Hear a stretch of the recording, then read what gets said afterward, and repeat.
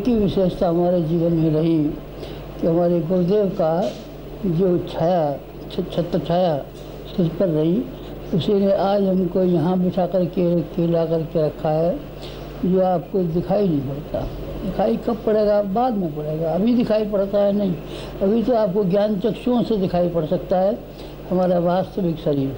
चलिए, जो आप आँख से देख सकते हैं उन्हीं की बात करूँगा आपसे। आपने गायत्री तपोभूमि की बिल्डिंग देखी है? अच्छा, चलिए। आपने युग निर्माण योजना की बिल्डिंग देखी है ना? अच्छा, चलिए। आपने यहाँ हरिद्वार में शांत कुंज देखा है और उसका गायत्री नगर देखा है, और आपने ब्रह्मचर्य देखा है। चलिए, ये इन सब इमारतों की कितनी कीमत होगी? मैं सोचता हूँ कई करोड़ रुपया की कीमत होगी उनकी, जो ये इमारतें बनी हैं। 2400 शक्तिपीठें बनी, उनकी इमारतों में कितना पैसा लगा आप जानते हैं? जानते हैं तो आप जा कर के देखिए। भिलाई की शक्तिपीठ में आप चले जाइए, अहमदाबाद की शक्तिपीठ में आप चले जाइए, जूनागढ़ की शक्तिपीठ में आप चले जाइए। एक एक शक्तिपीठ में लाखों लाखों रुपया लगा हुआ है। ये कहाँ से आ गया? हमने इशारा किया और बन के खड़ी हो गई। साल भर के भीतर ये बड़े बन के खड़ी हो गई। ये कहाँ से आया? ये पैसा हमारा नहीं है, हमारे जेब में, हमारे जेब में भी नहीं। ये कहाँ से आता है? मैं निवेदन तो कर रहा हूँ आपसे कि ये हमारे गुरु की शक्ति का दिया हुआ है। गुरु की शक्ति का बहुत दिया हुआ है, जो ज़िंदगी भर में आपका काम किया है। गायत्री का प्रसार करने के लिए खड़े हुए तो हिंदुस्तान से बाहर 74 मुल्कों में इसका प्रसार जा पहुँचा, और हिंदुस्तान का कोना कोना और चप्पा चप्पा ऐसा कोई बचा हुआ नहीं है जिसने कि हमारे साहित्य को पढ़ा न हो, गायत्री के मंत्र के बारे में जानता न हो, उसकी महत्ता को समझता न हो। ऐसे कितने आदमी हो सकते हैं? ऐसे आदमियों की संख्या करोड़ों हो सकती है, लाखों नहीं। ये कैसे हो गया? एक आदमी करोड़ों आदमियों तक संदेश पहुंचा सकता है। आप पहुंचा के दिखाइए। सारी ज़िंदगी भर में अपने संबंधी, कुटुंबी, रिश्तेदार और मित्रों की संख्या 50-100 तक सीमित होती है हर आदमी की, और हमारी करोड़ों तक सीमित हो गई। कैसे हो गया? हम कैसे बताएं कैसे हो गया? हमारे गुरु का अनुग्रह और उसका प्रताप और उसका अनुदान है जिसने हमको इस लायक बना दिया। पिता और माता व्यक्ति की सेवा कर सकते हैं, लेकिन गुरु एक ऐसी शक्ति है जो पिता से भी बड़ी है, माता से भी बड़ी है। 100 माताएं और 1000 पिताएं मिलाकर के जितनी संयुक्त शक्ति का भाव बन सकता है, तो वो उतना बड़ा सामर्थ्य है। मैं कभी जब विचार करता हूँ तो मैं ये कहता हूँ, भगवान तो मैंने देखे नहीं है, पर मैंने अपने गुरु के रूप में भगवान देखा है। अपनी बात कहता हूँ। क्यों कहता हूँ? शायद आपकी समझ में कोई बात आ जाए, शायद आप पर प्रभाव पड़ जाए, शायद है कि आप भी इस रास्ते पे चल पड़े, शायद आप भी अपनी श्रद्धा को और निष्ठा को और प्रज्ञा को उतने ही पुनीत बना सके जिसके के ऊपर देने वाला कोई आपके ऊपर आ जाए और आपको निहाल कर दे। देने वाले की संख्या कम नहीं है, देने वाले बहुत, लेने वाले नहीं है, पात्रता नहीं है। तो आप उससे निवेदन करने को अपनी घटना सुना करके आपसे निवेदन कर रहे हैं। ये निवेदन कर रहे हैं कि अगर आपके लिए संभव हो सके तो आप अपने लालच से, आप अपने कुटुंब तक सीमाबद्ध होने से, और आप अपने अहंकार को और अपने दिखावे को दूसरों के सामने पेश करने से बाज जाइए।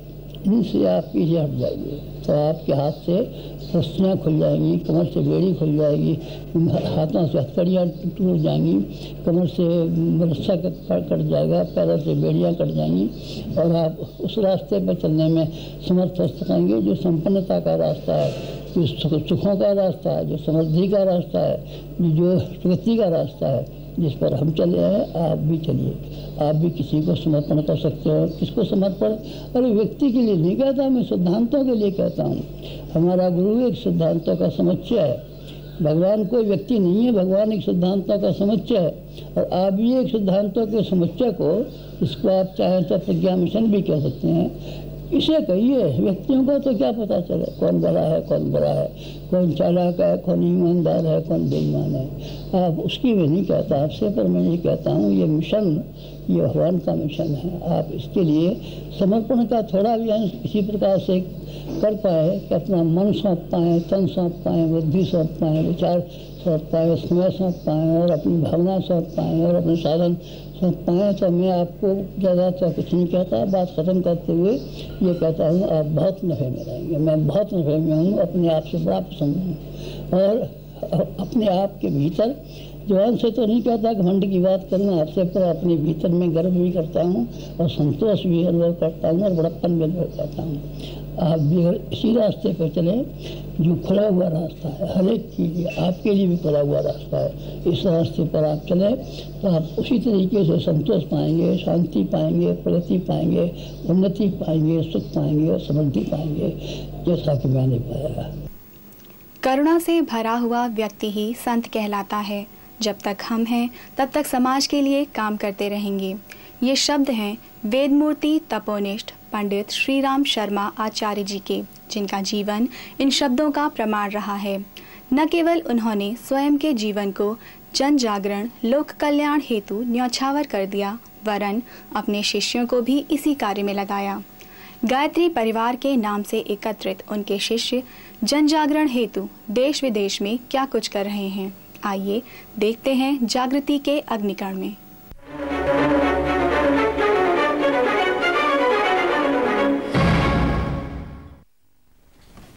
नमस्कार, गायत्री परिवार के समाचारों में आपका स्वागत है।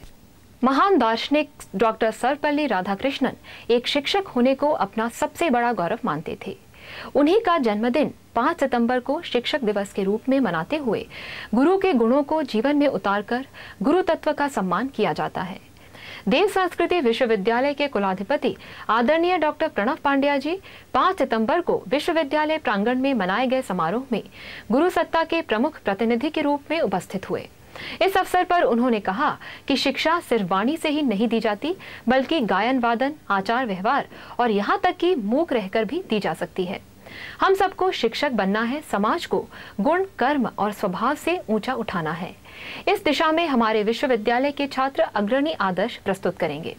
समारोह के उत्तरार्ध में श्री वीरेश्वर उपाध्याय जी की गरिमामय उपस्थिति में कई सांस्कृतिक कार्यक्रमों का मंचन हुआ। इनमें सच्चा शिष्यत्व, गुरुवाक्यम, ब्रह्मवाक्यम आदि लघु नाटिकाएं अत्यंत हृदयस्पर्शी रहीं।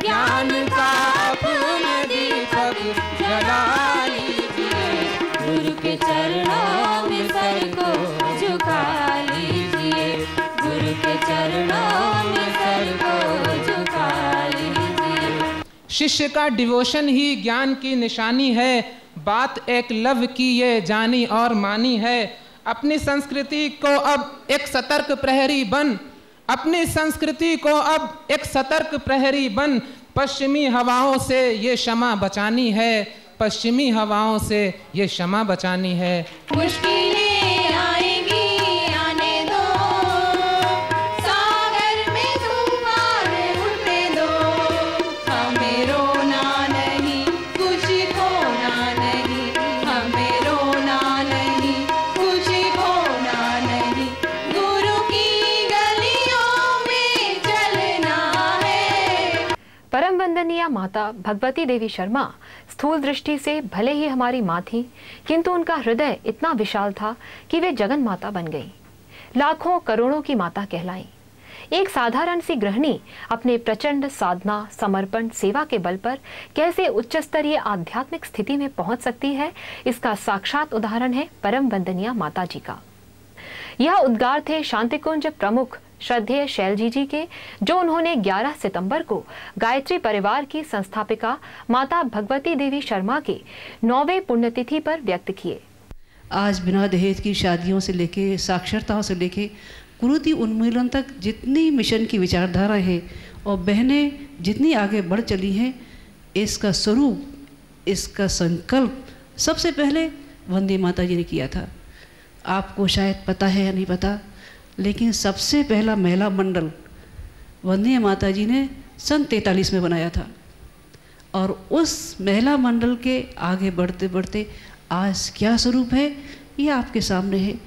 वो जगदम्बा जो सबको प्यार बांटती रही, आज भी उनकी स्मृतियों के खजाने में उनका प्यार याद आता है। हर पल अंतर में सवारा है और मन में ये विश्वास रखा है, आपके बताए रास्ते पर आपके बच्चे संकल्पों को पूरा करते रहेंगे। ब्रह्मवर्चस्व शोध संस्थान के निदेशक एवं देव संस्कृति विश्वविद्यालय के कुलाधिपति डॉक्टर प्रणव पांड्या जी ने शांतिकुंज के मुख्य सभागार में अपने भाव व्यक्त करते हुए माता जी के जीवन लीला को संवेदना, साधना, सुसंस्कारता, संवर्धन एवं सुव्यवस्था का प्रतिरूप कहा। परम वंदनीय माता जी के जीवन की जो सबसे बड़ी विशेषता मैं पाता हूँ मित्रों कि अपनी संवेदना के माध्यम से उन्होंने लाखों करोड़ों व्यक्तियों के जीवन में उस संवेदना को जगा दिया जिस संवेदना ने सक्रिय होकर के उनको बेचैन बना दिया और युग परिवर्तन के लिए एक इतना बड़ा काम खड़ा कर दिया जिसका नाम आज युग निर्माण मिशन गायत्री परिवार का इतना बड़ा आंदोलन है। इस अवसर पर उज्जवल भविष्य एवं नवयुग की संभावनाएं ऑडियो बुक का भी विमोचन किया गया। उज्जवल भविष्य की संभावनाएं, नवयुग का स्वरूप। गायत्री परिवार बैतूल द्वारा हरितिमा पर्यावरण संतुलन अभियान के अंतर्गत 4 वर्षों में 2,40,000 पौधे लगाने का संकल्प लिया गया है, जो गुरु पूर्णिमा को विभिन्न गांवों, स्कूलों, शहरों में वृक्षारोपण के साथ संपन्न हुआ। इसकी पूर्णाहुति 2400 पौधे लगाकर वंदनीय माताजी के महाप्रयाण दिवस पर गायत्री तीर्थ शांतिकुंज हरिद्वार में की गई। देश विदेश में भारतीय संस्कृति के प्रति फैले दुष्प्रचार को दूर करके संस्कृति के सही स्वरूप से जन जन को जोड़ने के गायत्री परिवार के प्रयास निसंदेह अनुकरणीय रहे हैं। ये विचार केंद्रीय मानव संसाधन विकास मंत्री और भाजपा के वरिष्ठ नेता श्री मुरली मनोहर जोशी जी ने अपने निवास स्थान पर डॉक्टर प्रणव पांड्या जी से अनौपचारिक भेंट के दौरान व्यक्त किए। 14 सितंबर को हुई इस मुलाकात का मुख्य उद्देश्य था विदेशों में देव संस्कृति विश्वविद्यालय की शाखाएं स्थापित कर वहां के प्रवासी भारतीयों और मूल निवासियों तक संस्कृति की सुधा पहुंचाना। हमारी संस्कृति के सही दर्शन को न समझने के कारण कई बार हमारे अपने प्रवासी भारतीय और उनके बच्चे भ्रमित होकर इसे हेय दृष्टि से देखने लगते हैं। इस एक विडंबना को दूर करने के लिए माननीय मंत्री महोदय ने हर संभव सहायता का आश्वासन देते हुए देव संस्कृति विश्वविद्यालय के क्रियाकलापों को प्रत्यक्ष देखने की इच्छा भी व्यक्त की। इस अवसर पर देव संस्कृति विश्वविद्यालय के कुलपति डॉक्टर एस.पी. मिश्रा जी भी उपस्थित थे। भारत में विभिन्न धर्म संप्रदाय होने के बावजूद हिंदी भारत को एकता के सूत्र में बांधे हुए है। ये उद्गार व्यक्त करते हुए डॉक्टर प्रणव पांड्या जी ने हिंदी भाषा के क्रमिक विकास पर प्रकाश डाला। 15 सितंबर को वे BHEL हरिद्वार में आयोजित हिंदी दिवस पर बोल रहे थे। विविधता में एकता एक बहुत बड़ी बात है इस देश की। इस देश में जितनी भाषाएं बोली जाती हैं उतनी किसी देश में नहीं बोली जाती। जहाँ भाषा जिंदा रहेगी वहाँ संस्कार भी रहेंगे, जहाँ संस्कार रहेंगे वहाँ संस्कृति जिंदा रहेगी। संस्कृति जिंदा रहेगी फिर उस देश को कोई गुलाम नहीं बना सकता।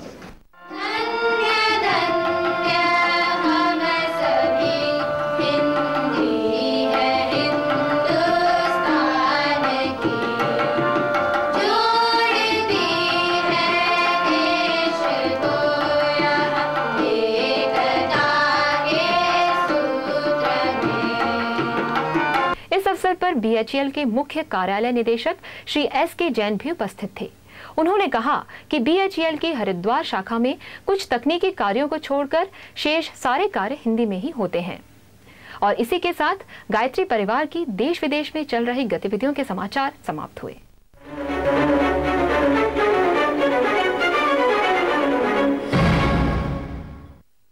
हम चाहें जो हो या जैसे हो, गुरु हमारे जीवन की आवश्यकता है। हम सब जीवन सागर में भटके हुए यात्री हैं। अपने अस्तित्व को बनाए रखने के लिए हमें एक दिशा, एक उद्देश्य, एक लक्ष्य की आवश्यकता है। वास्तव में हमारी इस यात्रा में वो व्यक्ति हमारा मार्गदर्शक नहीं हो सकता जिसकी सजगता का स्तर वही हो जो कि हमारा है।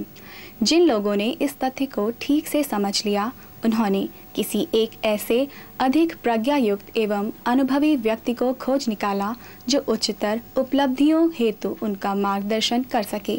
दूसरे शब्दों में उन्हें गुरु मिल गया।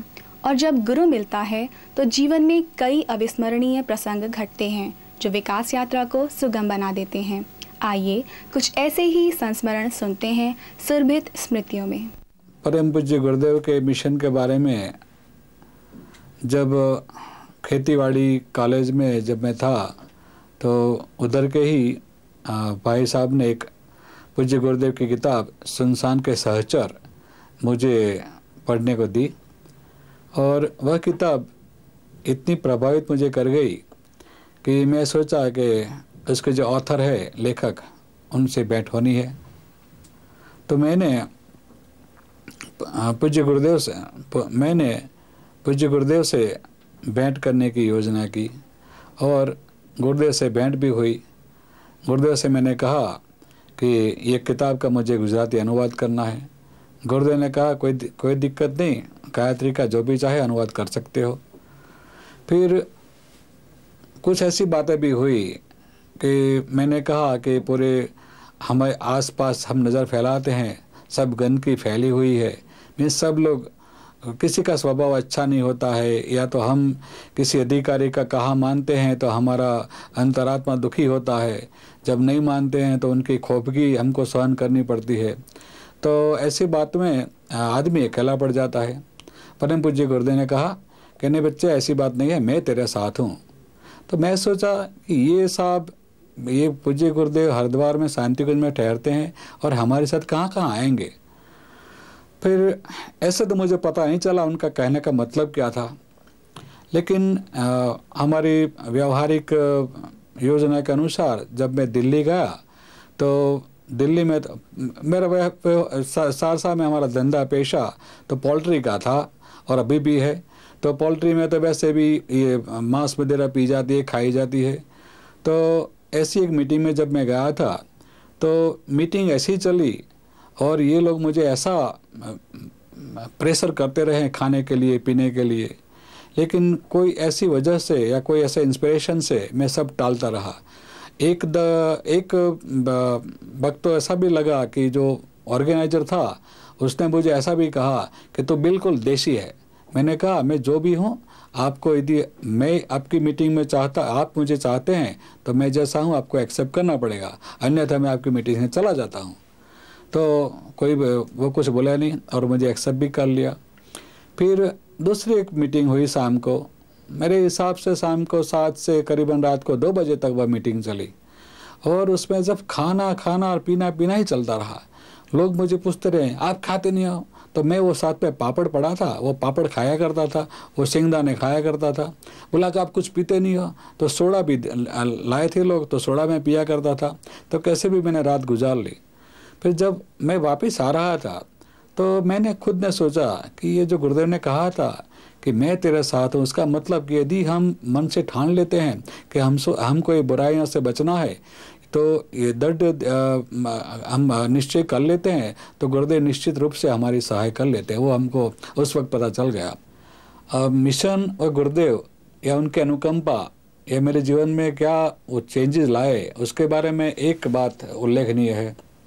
सन 86-87 में पारिवारिक दिक्कत एक ऐसी आ गई जब मेरी प्रतिष्ठा को बिल्कुल हानि होने वाली ही थी।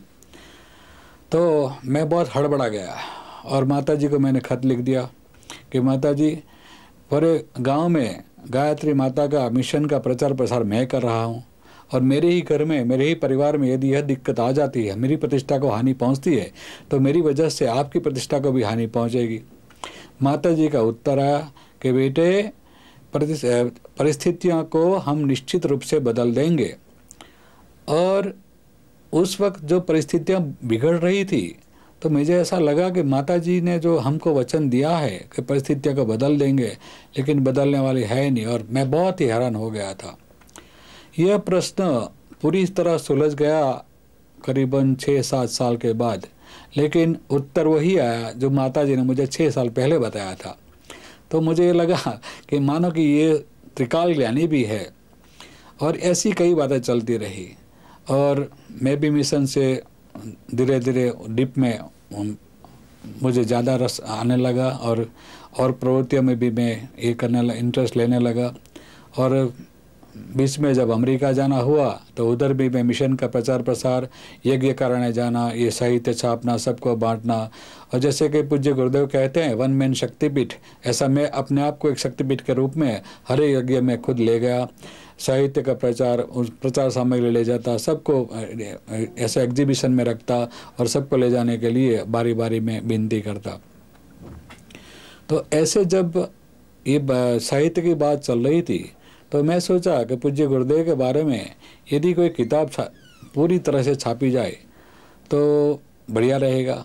तो ऐसे में मैंने 1986 में ही ये मेरे गुरुदेव मेरे आराध्य देव, जो गुजराती में मारा गुरुदेव मारा आराध्य देव करके मैंने छापी। तो वो किताब पहले तो मुझे इतना अच्छा नहीं लगा कि ये बढ़िया बनेगी, लेकिन कुछ ऐसी बातें बन गई और ऐसी कड़ियाँ उसमें जुड़ गई किताब में, खुटती कड़ियाँ। तो फिर ये किताब मैं ये कहने पर मुझे गौरव होता है कि इस किताब ने मुझे मानो कि सारे विश्व में फैला दिया। और बाद में तो उस किताब का गुजराती से इंग्लिश में अनुवाद my Gurudev his vision and mission वो भी कर लिया, वो भी बहुत अच्छा चला। और फिर भक्त और भगवान करके एक और किताब लिखी, जिसमें एक मेरे जैसे एक सामान्य स्तर के आदमी को परम पूज्य गुरुदेव की गरिमा या तो उनका प्रभाव कहाँ कहाँ पर बिठा दिया, वो सब मैंने उसमें बताया है। और इसलिए मैं कहता हूँ कि जैसे मैंने कहा कि मैं भक्त हूँ या नहीं वो तो मुझे भी पता नहीं, लेकिन भगवान सही मायनों में परम पूज्य गुरुदेव श्री राम शर्मा आचार्य जी है, उसमें कोई बेमत नहीं है। हमारे शास्त्रों में गायत्री को वेद माता कहा गया है, जिनके अनुसार गायत्री ही समस्त सृष्टि का मूल आधार है। ऐसे महिमावान, पवित्र और शक्तिशाली मंत्र की जप साधना के क्या लाभ हो सकते हैं और कैसे, आइए इस संबंध में जानकारी प्राप्त करते हैं अगले स्तंभ जिज्ञासा में। आज हमारे बीच में शांति कुंज के वरिष्ठ प्रतिनिधि श्री कालीचरण शर्मा जी उपस्थित हैं। भाई साहब, आपका स्वागत है। भाई साहब, वर्तमान समय में आप गायत्री उपासना का महत्व किस प्रकार देखते हैं? भाई जी, गायत्री उपासना का महत्व पहले से भी अधिक है, ऐसा मैं मानता हूँ। हमारे परम पूज्य गुरुदेव ने इस बात को रेखांकित किया है कि मनुष्य आज वहाँ तक गिर चुका है, उसका पतन वहाँ तक हो चुका है, जहाँ तक यदि उसे उबारना है तो कोई ऐसी समर्थ चीज़ चाहिए जो वहाँ तक जाती हो। अभी मनुष्य की गिरावट केवल ऊपरी नहीं रह गई है, वो उसके आस्था के स्तर तक है। तो कोई ऐसी समर्थ चीज़ चाहिए जो आस्था को परिष्कृत करे, तब व्यक्तित्व परिष्कृत होगा। यदि पूरे व्यक्तित्व को ऐसे समझें कि सबसे ऊपरी परत में गुण कर्म स्वभाव आते हैं, फिर और भीतरी परत में विचारणा, आकांक्षा, मान्यता, आस्था ये आती हैं, और सबसे भीतरी परत में श्रद्धा आती है। तो गायत्री महामंत्र की उपासना, गायत्री महामंत्र का जप, इसमें समर्थ है कि मनुष्य की श्रद्धा, आस्था, मान्यता, विचारणा और अंत में गुण कर्म स्वभाव तक ये परिष्कार संभव है। एक तरह से मोटे तौर पर देखें कि आज की 99% समस्याएं बेअक्ली की वजह से हैं। अकल तो बहुत बढ़ी है, बहुत सारा उसका विस्फोट हुआ है जानकारियों का, लेकिन जिसको हम कहते हैं सद्बुद्धि, सद्विवेक या एक सद अक्ल, इस तरफ से प्रगति नहीं हुई है। तो गायत्री वास्तव में सद्बुद्धि है, सद्विवेक है, प्रज्ञा का जागरण है। इसके बिना आज संसार की किसी समस्या का समाधान नहीं है। इस मंत्र में भगवान से वही चीज़ मांगी गई है कि हमें बुद्धि भी नहीं चाहिए, हमें बुद्धि की प्रेरणा चाहिए। हम भगवान से और कोई छोटी मोटी चीज़ नहीं मांगते। जैसे स्वामी विवेकानंद कहते हैं, ये सबसे शिरोमणि मंत्र इसलिए है कि इसमें आत्मा की इज्जत भी रखी गई है और परमात्मा की भी इज्जत रखी गई है।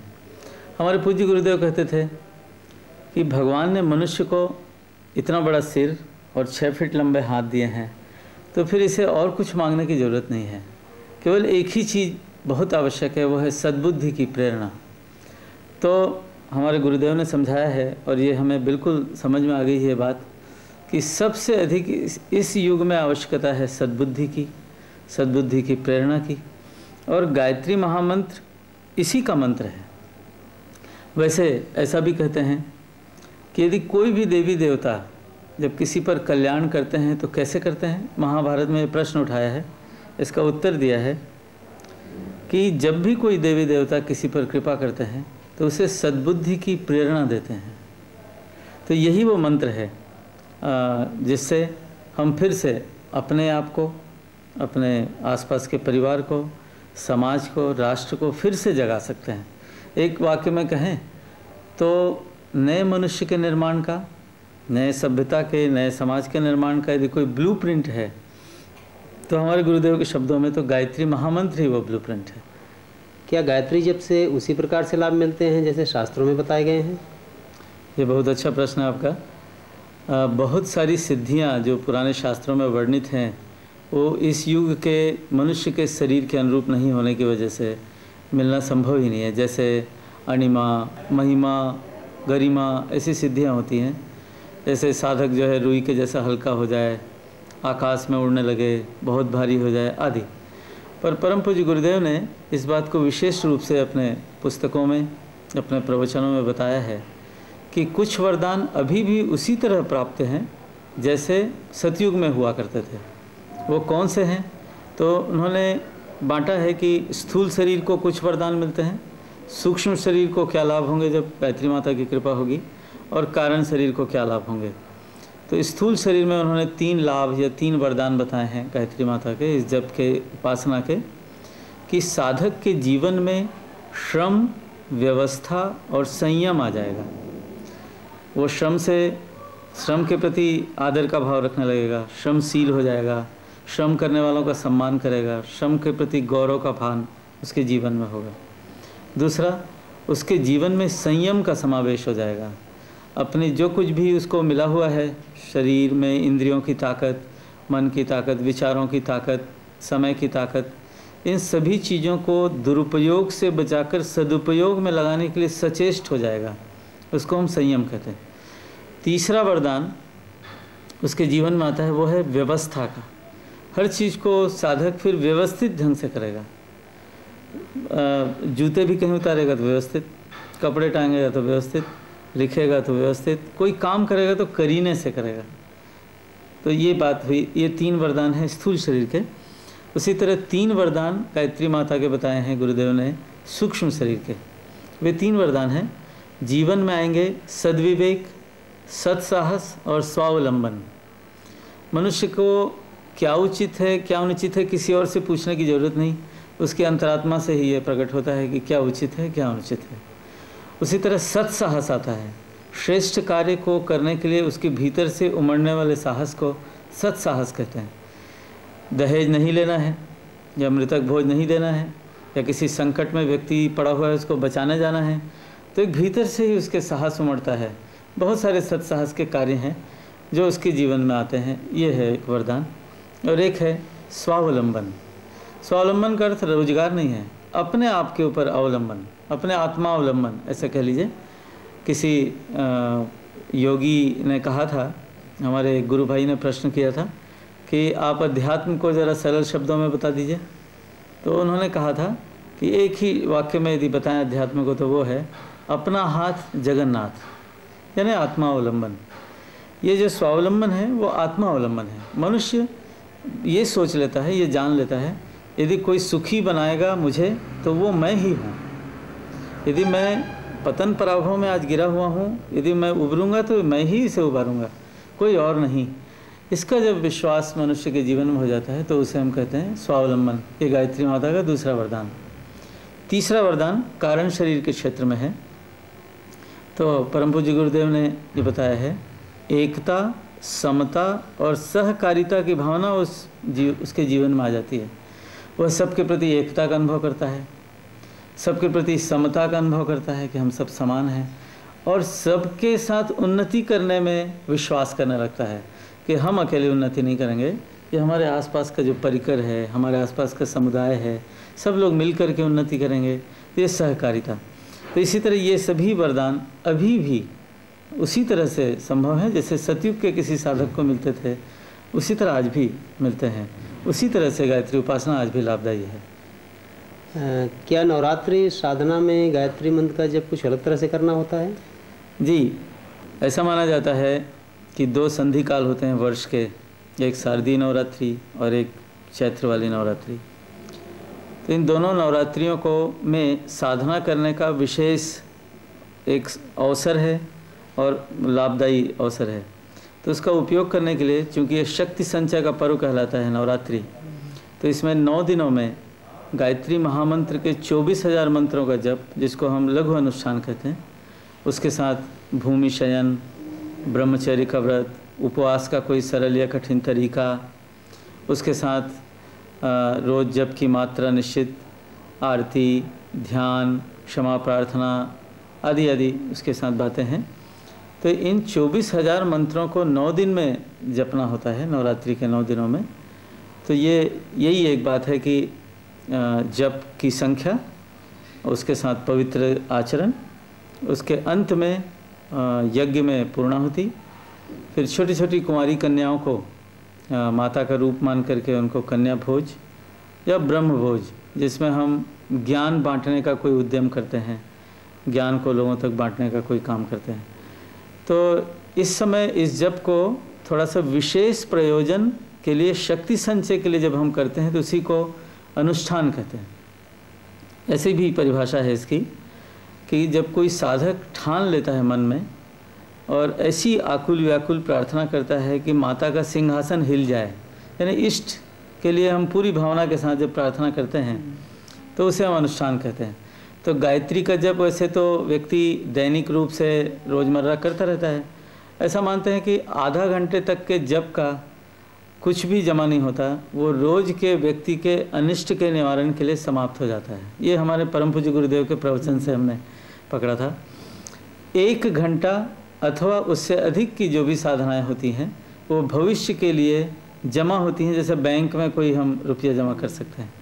ये 9 दिन का जो अनुष्ठान है वो भी एक प्रकार का बैंक में जमा की जाने वाली आध्यात्मिक पूंजी की तरह है, जिसे हम अपने ऊपर पड़ने वाले संकट अथवा किसी दूसरे पर पड़ने वाले संकट पर हम आध्यात्मिक रूप से उसकी मदद कर सकते हैं, लाभ पहुंचा सकते हैं। ये निष्काम भी हो सकते हैं, ये सकाम भी हो सकते हैं। ऐसा माना जाता है, ऊंची कक्षाओं में ये माना जाता है कि व्यक्ति को कामनाएं नहीं करनी चाहिए, माता से यही प्रार्थना करना चाहिए कि माता तुम सब कुछ जानती हो, मेरा लाभ किस में है, मेरी हानि किस में है, मैं नहीं जानता कि क्या उचित है क्या अनुचित है, मैं मांगना भी नहीं जानता, तो आप जो मेरे लिए उचित हो ऐसा करो। ऐसा अनुष्ठान में साधक प्रार्थना करता है, तो इसको हम निष्काम साधना कहते हैं। और सकाम में यह है कि कोई अपनी छोटी मोटी कोई आर्त भाव से हम करते हैं, कोई संकट आ गया है, कोई चीज़ प्राप्त करनी है, जो सदिच्छाएँ हैं, सदकामनाएँ हैं, उनकी पूर्ति करने वाली तो माता कही ही गई है, एक नाम इनका कामधेनु भी है। तो अनुष्ठान किसी कामना की पूर्ति के लिए किए जाते हैं, लेकिन यदि ये कामना बड़ी हो जाए, भावना बन जाए, तब इसका फल और भी अधिक मिलता है। ये सब गायत्री साधना की सफलता के संदर्भ में क्या कुछ शर्तें हैं? जी, क्या क्या? हमारे परम पूज्य गुरुदेव ने अपने प्रवचन में एक बार बताया कि न केवल गायत्री साधना बल्कि संसार की किसी भी साधना की सफलता के लिए ये 3 मुख्य शर्तें हैं। पहली शर्त है अटूट श्रद्धा और विश्वास, दूसरा परिष्कृत व्यक्तित्व, और तीसरा उत्कृष्ट उद्देश्य। उन्होंने कहा कि जैसे भाप में खुद की शक्ति होती है, रेलगाड़ी चलती है, बिजली की ताकत होती है, चुंबक की ताकत होती है, गुरुत्वाकर्षण की शक्ति होती है, उसी तरह साधना की सफलता के लिए अटूट श्रद्धा और विश्वास की ताकत होती है। हथेली में सरसों की तरह कोई साधना परिणाम नहीं देती, कुछ दिन उसमें लगे रहना पड़ता है। यूँ माना जाए कि आज तक संसार में किसी की भी गायत्री साधना निष्फल नहीं गई, तो मेरी भी नहीं जाएगी, इस विश्वास से तो चलना ही पड़ेगा। जो माता सबका कल्याण कर सकती है, सबका कल्याण जिसने किया है, जिसका दया का व्रत ही है, वह माता मुझ पर भी कृपालु होगी, ऐसा विश्वास लेके चलना ही होता है, पहली बात। दूसरी बात है परिष्कृत व्यक्तित्व, यानी साधना तब सफल होगी जब हमारा जीवन घटिया नहीं बल्कि बढ़िया होगा। गुरुदेव ने ऐसा कहा था कि जैसे हवाई जहाज़ एरोड्रम में उतरता है, उसी तरह से दैवी शक्तियाँ जहाँ उतरती हैं तो पहले देख लेती हैं कि वे इसके योग्य हैं भी कि नहीं। घटिया व्यक्तित्व में दैवी कृपा, दैवी वरदान ये नहीं मिलते। तो जीवन बढ़िया बने, हम दोषों से मुक्त हों, रोज़ रोज़ हम अपने परिष्कार के प्रति सचेष्ट हों, ये बहुत आवश्यक है। बल्कि सबसे बड़ा पुरुषार्थ यही है कि अपने जीवन का परिष्कार कैसे करें। जीवन अच्छा होगा तब देवी कृपा आएगी, ये परिष्कार वाली बात। और तीसरी उन्हें बात कही, उत्कृष्ट उद्देश्य होना चाहिए कि हम साधना उपासना किस उद्देश्य से कर रहे हैं। यदि हम इसलिए कर रहे हैं कि मेरा बेटा पास हो जाए जो कि साल भर पढ़ा ही नहीं है, मैं एक ऐसा मुकदमा जीत जाऊं जो झूठा है, तो इसकी सफलता की गुंजाइश नहीं है। संभव है कि ये तो गायत्री माता कोई परिणाम नहीं देगी। लेकिन जब हम ऊंचे उद्देश्य के लिए प्रार्थना करते हैं, जप करते हैं, अनुष्ठान करते हैं, तो उसमें 100% उसकी सफलता की संभावना है ही। क्योंकि जैसे परम पूज्य गुरुदेव ने एक बहुत अच्छी बात हमने उनके मुंह से सुनी थी। कार्ल मार्क्स ने कहा है, संसार के मजदूरों एक हो जाओ, तुम्हें एक ही चीज़ खोनी है, अपनी गरीबी, शेष पाना ही पाना है। और ऐसा कह के उन्होंने अपनी ओर से कहा, और मैं कहता हूँ अध्यात्म मार्ग के विद्यार्थियों, तुम्हें इस मार्ग में एक ही चीज़ खोना है, अपनी क्षुद्रता, शेष पाना ही पाना है। तो अपने आप के जीवन को ठीक करने से, अपने उद्देश्यों को ठीक करने से गायत्री माता नकद फल देती है, नकद धर्म की तरह मिलता है। ऐसा कोई नहीं हुआ मेरी जानकारी में जिसने गायत्री माता का पल्ला पकड़ा हो, गायत्री साधना की हो और माता के गोद में बैठ के उसका दूध पीने का सोचा हो और उसे कोई परिणाम न मिला हो। ऐसा तो संभव नहीं है। सब लोगों को ज़रूर ये माता फल देती है और इन शर्तों को तो पालन करना अवश्य ज़रूरी है। भाई साहब, आप हमारे बीच में आए, गायत्री महाविद्या एवं गायत्री साधना के संदर्भ में बड़ी महत्वपूर्ण जानकारियाँ दी। युग प्रवाह के दर्शकों एवं श्रोताओं की ओर से आपको बहुत बहुत धन्यवाद। गायत्री महाविद्या है, प्राण विद्या है। सारी विधाएं प्राण के सहारे ही विकसित, प्रयुक्त और फलित होती हैं। इसीलिए प्राण विद्या सभी विधाओं की आधार है। वेद का कथन है कि जितने भी ऋषि देवता हैं वे सभी प्राण की विशिष्ट धाराओं के रूप में ही सदैव से प्रतिष्ठित हैं। अर्थात सभी ऋषि देवता गायत्री महाविद्या की एक एक विशिष्ट धारा से ही अनुप्राणित हैं। इसीलिए इस एक महाविद्या की साधना, उपासना द्वारा स्थूल, सूक्ष्म और कारण प्रकृति की समस्त शक्तियों और विद्याओं को प्रयोजन और आवश्यकतानुरूप प्राप्त किया जा सकता है। गायत्री विद्या को जागृत, नियोजित करने का मंत्र गायत्री महामंत्र कहलाता है। इसमें 24 अक्षर हैं जो इसकी 24 विशिष्ट शक्ति धाराओं के प्रतीक हैं। अकेले गायत्री महामंत्र के श्रद्धा पूरित जप से इन 24 शक्ति धाराओं में निहित सामर्थ्य के अनुदान साधक को प्राप्त होते हैं।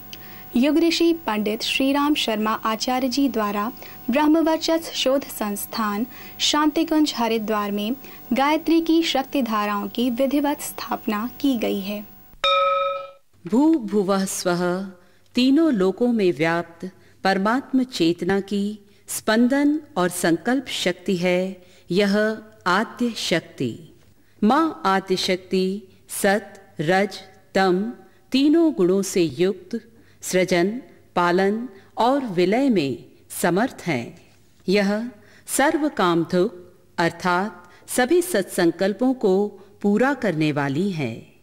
गायत्री की यह शक्तिधारा व्यक्ति में प्रज्ञा अर्थात सद्ज्ञान और दीक्षा अर्थात सत्संकल्पित होकर लक्ष्य प्राप्ति की सामर्थ्य प्रदान करती है।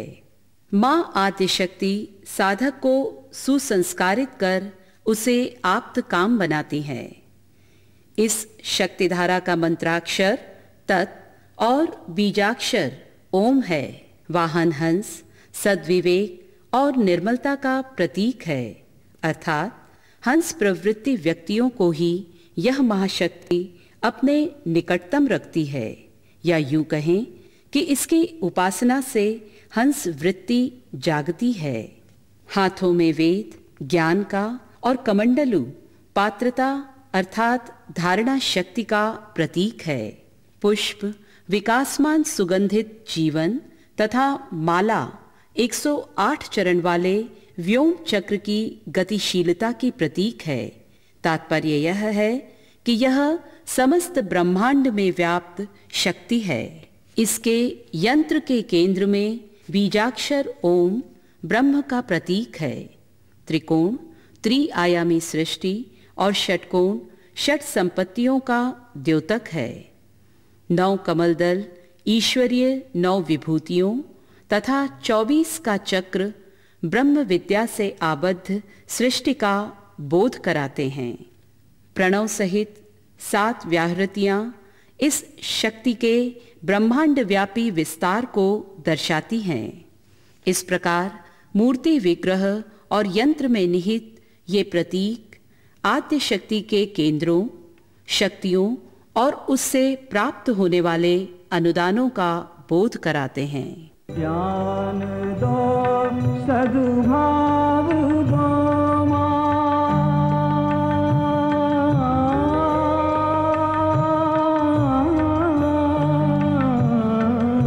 ज्ञान दो सद्भाव दो सद्कर्म